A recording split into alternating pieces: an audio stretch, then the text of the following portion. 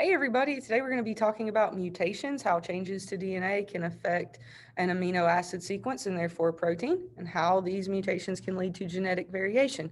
Before we get started, I do want to review how DNA is replicated, transcribed, and translated because you'll need to do this throughout this lesson. Here you have a coding strand of DNA. I know it's DNA because it has T's instead of U's. So to find what's going to be on the matching strand, we use base pairing rules. A goes with T, C goes with G, and we call that replication. So I would like for you to replicate this coding strand to find what's on your template strand by using base pairing. Pause the video, come back when you think you've got it. All right, hopefully you have done that, and hopefully this is what you got. So A goes with T, T goes with A, G goes with C, C goes with G. We do that all the way down. And now we have our template strand. The template strand is what we're going to use to make the protein. Think template is something you use to make something else. Well, DNA can't leave the nucleus, so it has to transcribe this message into mRNA that can leave the nucleus and go find a ribosome. So remember, RNA has no T's. Instead, it's going to use U's. So the A in DNA is going to pair with a U in RNA. The T in DNA will still pair with an A, C will pair with a G, G will pair with a C. So I want you to pause the video, transcribe this template strand into mRNA, come back when you think you've got it. Hopefully you have done that, and hopefully this is what you got. So T goes with A goes with U, C goes with G, G goes with C. We do that all the way down to get our mRNA. Now remember that mRNA is read by the ribosome, and it's read as codons. So there are 3 bases to a single codon that gives you an amino acid. So for example, AUG, I would look up in this codon chart to find the amino acid it's going to code for. First letter's here, second letter's here, third letter's here. So if I'm looking for AUG, A is somewhere in this row. Everything here starts with A. U is in this column, so everything in this column starts or has the second letter of a U. So AUG will be somewhere in this box. I can look over here to find my G, or I can just look for it. And AUG is going to code for methionine or start. So all I would have to write is MET. I would like for you to go ahead and translate this mRNA sequence into an amino acid sequence using this codon chart. Okay, hopefully you have done that. And once you get down here to UGA, you have the stop codon. So that's where the protein is going to end. There's nothing else that's going to be attached after that. Now remember that to get this amino acid, the tRNA is going to carry that amino acid to the ribosome. These 3 bases on the mRNA called the codon are going to match to 3 bases on the tRNA called an anticodon. And that anticodon is going to determine which amino acid can be carried by that tRNA and which amino acid is going to be brought into the ribosome. So now I'd like for you to find your tRNA anticodons, and this is RNA, so same base pairing for RNA, but you're going to use this strand to find your tRNA anticodon. So I'd like for you to pause the video and do that now. Okay, hopefully you have done that, and hopefully this is what you got. A goes with U, A, C goes with G, and we have our tRNA anticodons. And notice that the tRNA is carrying the appropriate amino acid that will match to this codon. Muta means change, and a mutation is a change to DNA. DNA replicates before a cell is going to divide during interphase. Remember, there are 3 parts of interphase, G1, S, and G2.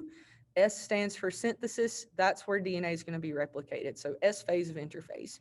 And usually it's going to replicate without error. You have about 6 billion bases in a single genome of a human. So every cell of your body has 6 billion bases that make up all the different genes you have.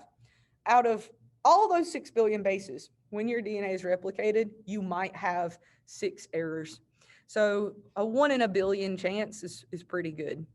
DNA usually replicates pretty accurately, but sometimes it will replicate incorrectly, and those changes to that DNA are permanent, and they will be passed on to every cell after mitosis or meiosis, and those can change the amino acid sequence. Now, mutagens are anything in the environment that cause a change. Muta means change. Gen is the beginnings of. So mutagens are the beginnings of change. And these can be caused by environmental factors like UV radiation, chemicals, infectious agents. We are all aware that sunlight, UV radiation can cause skin cancer. X-rays can also cause cancer. Remember Rosalind Franklin, who was looking for the structure of DNA using X-ray crystallography? She died prematurely, wasn't given any credit in the Nobel Prize for the structure of DNA because those X-rays gave her cancer and she passed away.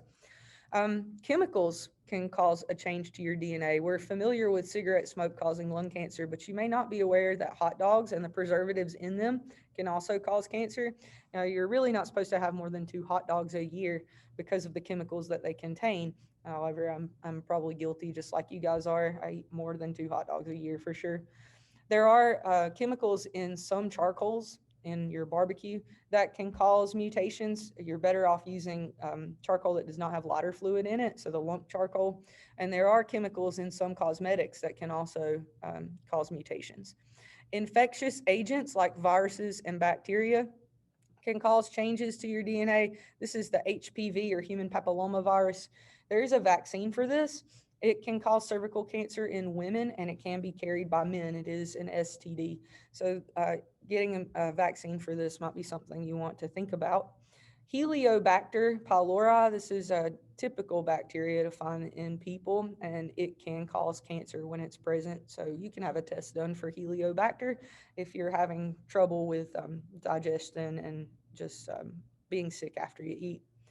So these changes to DNA are spontaneous, they occur randomly, and these enzymes in your body can often fix these errors to DNA, especially if they happen during replication.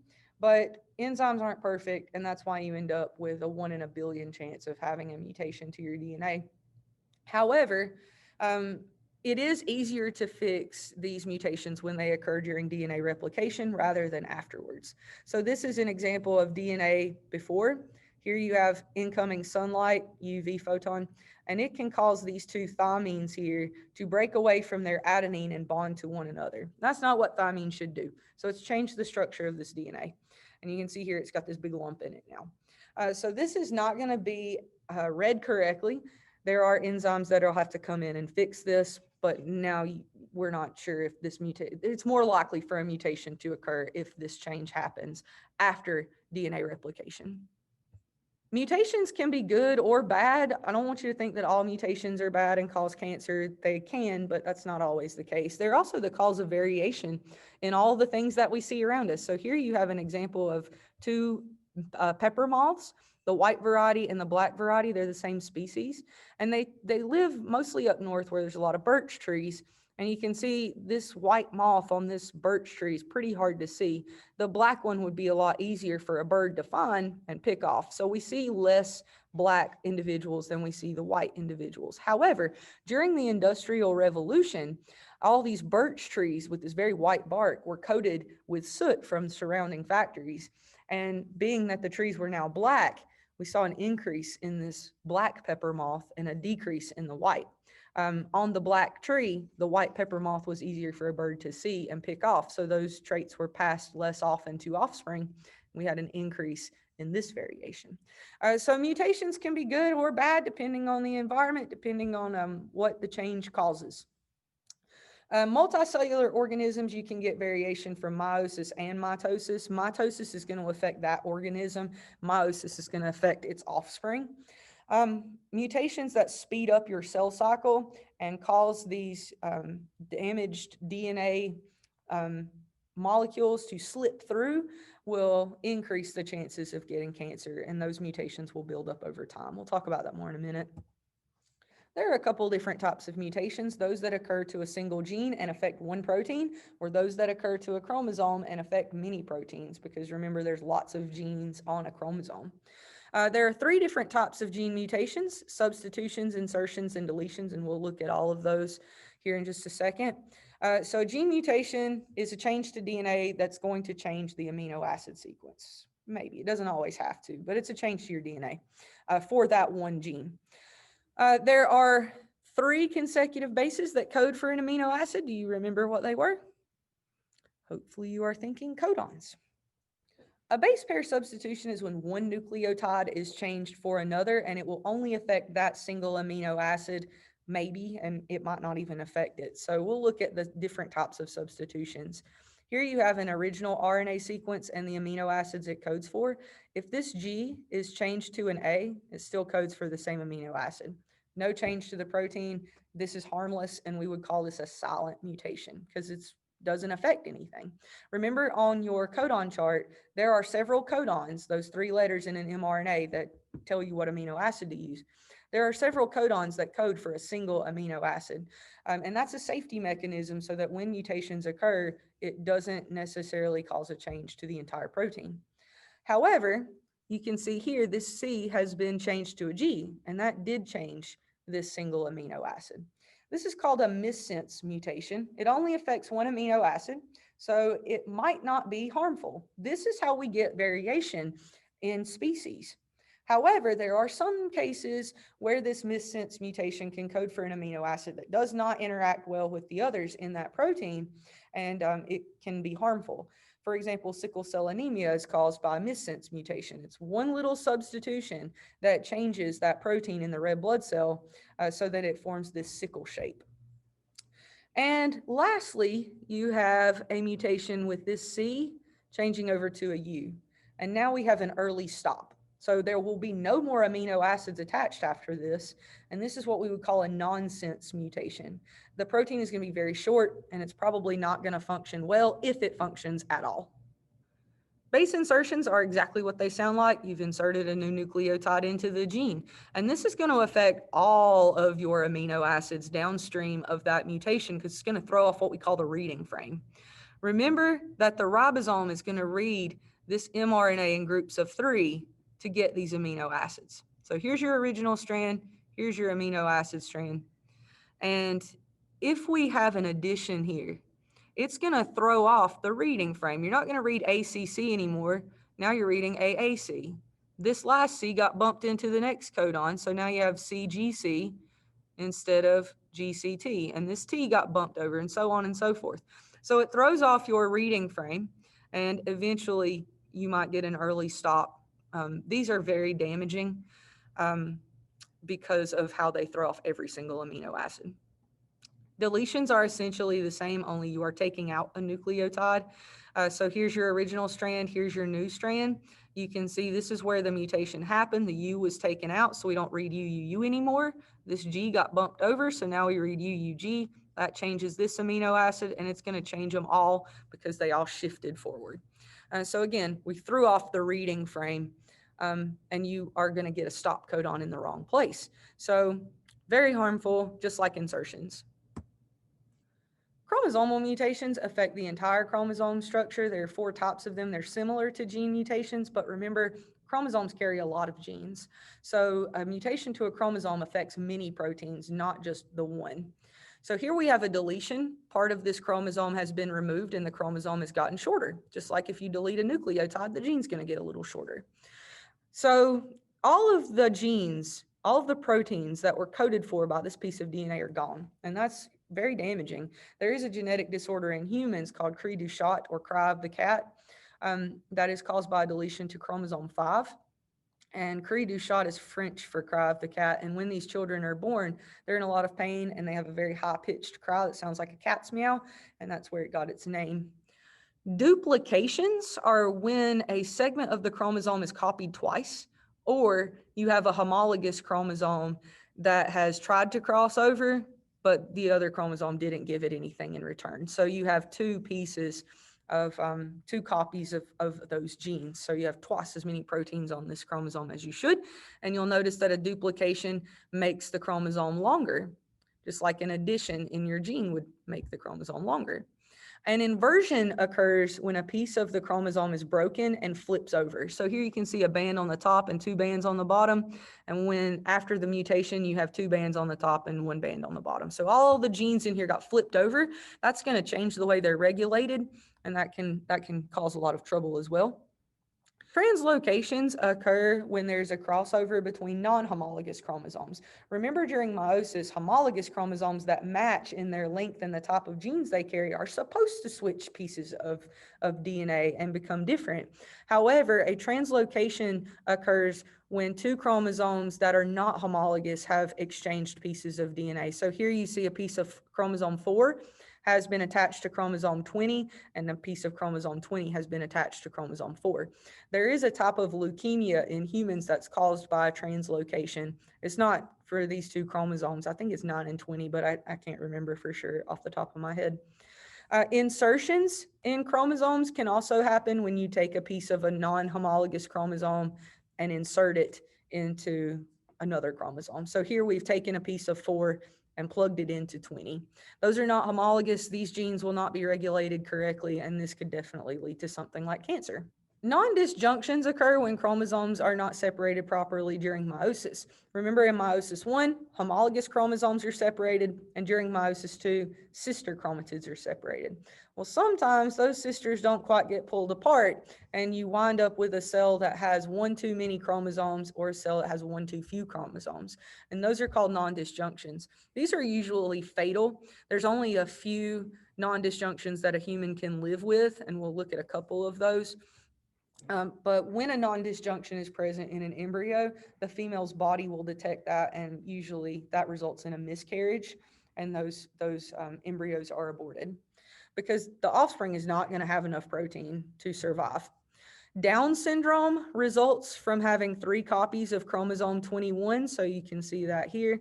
You have your homologous chromosomes, they're present in pairs. So one came from mom and one came from dad. I don't know which is which exactly.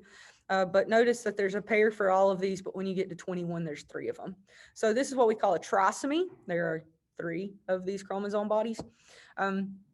And this is one of the few trisomies that you can live with. You can also carry an embryo to term with 3 chromosome 13s and 3 chromosome 18s, but those are the only trisomies in autosomes that are viable in humans that you can actually be born with. There are several non-disjunctions to sex chromosomes that can occur, and we'll look at a few of those. Before we move on to karyotypes, I just want to review your types of mutations and compare them to one another. So you can have mutations that affect single genes, be your insertions, deletions, and substitutions, that will only affect one protein. The least harmful of our mutation types. Chromosomal mutations are going to change the number of genes on a chromosome. They might take some out, but they're going to change the organization of how those genes are on the chromosome. So this can be very damaging. It can change how those genes are regulated, and it can also change how much protein you produce if you get a duplication or a deletion. Non-disjunctions make offspring with the wrong number of chromosomes. So non-disjunctions are very harmful, and they are going to affect every cell in that embryo. And these are spontaneous. Non-disjunctions can occur to anyone. They are more common to have in females that are having children over 40, and you often see non-disjunctions in their offspring. So this is an example of a karyotype. We've looked at these before. You have your autosomes 1 through 22, and they're present in homologous pairs, and we have our sex chromosomes at the end. So hopefully you remember what happens when you have 3 of chromosome 21.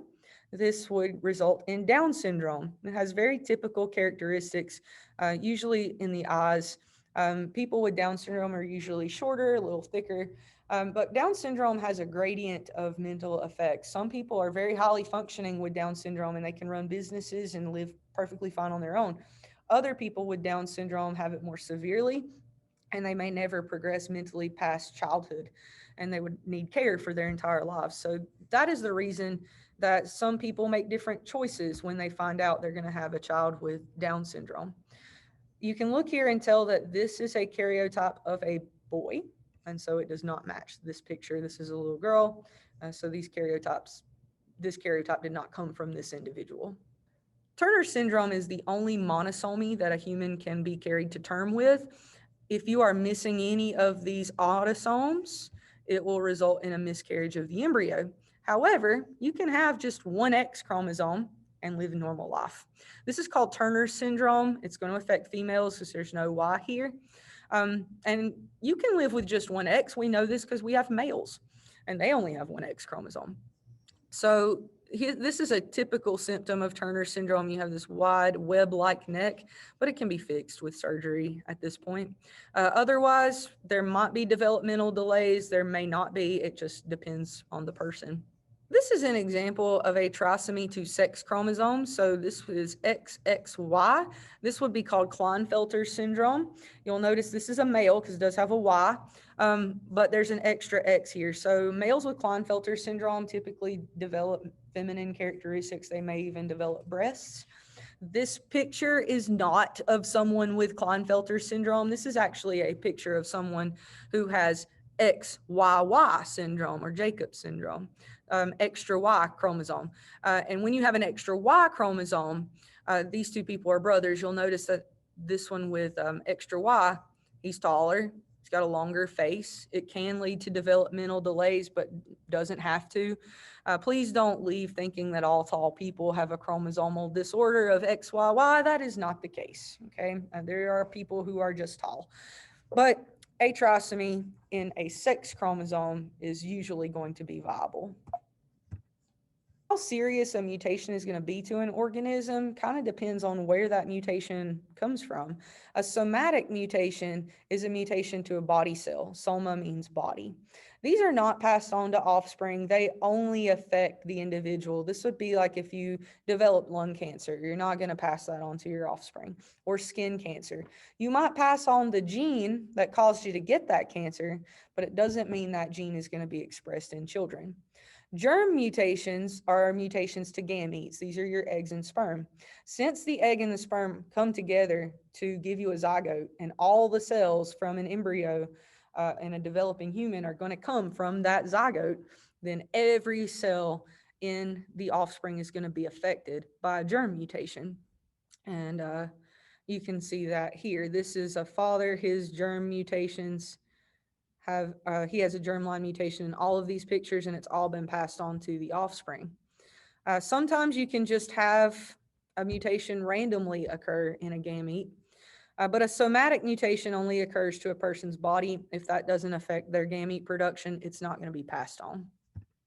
I mentioned earlier that when you get mutations that disrupt the cell cycle, then you can have cancer develop from that. So during mitosis or meiosis, there are checkpoints that the cell is going to go through to make sure everything's going correctly.